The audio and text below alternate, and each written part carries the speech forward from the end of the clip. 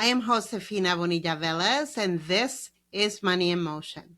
Have you ever gone to the store just for a hand towel, and 20 minutes later, you are walking, actually skipping out of the store with a candle, of course, to add to your collection, a throw blanket, and a face mask?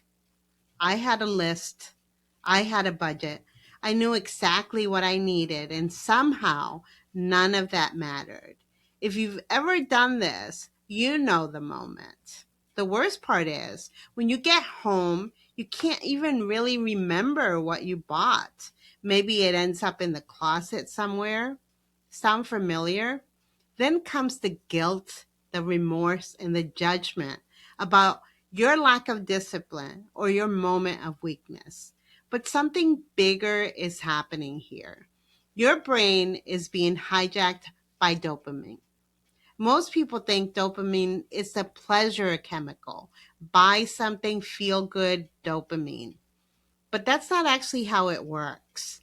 Research on the brain's reward system shows dopamine fires before the reward, in the anticipation, the wanting, the chase, not the having.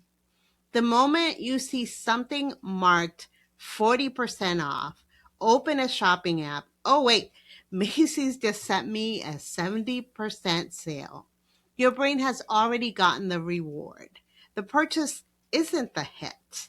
The possibility is. It's the prelude to the kiss. Neuroscience research on reward prediction shows the dopamine spike happens in anticipation. That is why you finally buy the thing you were thinking about and the excitement disappears almost immediately. The spike already happened. The retail industry understands this extremely well. Limited time, only 3 left, today only. These are not just marketing phrases. They are dopamine triggers designed to create urgency and anticipation. And once your brain is in that state, the thinking part of your brain is already behind. There is another layer to this, and it has to do with scarcity, the scarcity mindset. Behavioral economists studied how financial stress affects the brain and found something striking. When people feel like they do not have enough money, their brain narrows their focus into survival mode. Bills, pressure, getting through the month. That mental load drains the ability to make careful decisions. In their research, the cognitive impact of financial stress was equivalent to losing about 13 IQ points in decision making capacity. It is not that you suddenly forgot how to manage money. Scarcity also makes spending feel more rewarding. When you have been saying no to yourself for weeks, your brain reacts more strongly when a spending opportunity appears, aka a sale. That is why the weeks you feel the most stressed about money can also be the weeks you spend the most. Your brain is looking for relief. Advertising has amplified this for decades, especially for women. Think about the line, because you're worth it. The message ties self-worth directly with purchasing. Treat yourself. Reward yourself. You deserve it. When you're tired or overwhelmed, the dopamine says yes. The stress brain says yes. And the credit card, absolutely yes. Then the statement arrives and tells a very different sad story.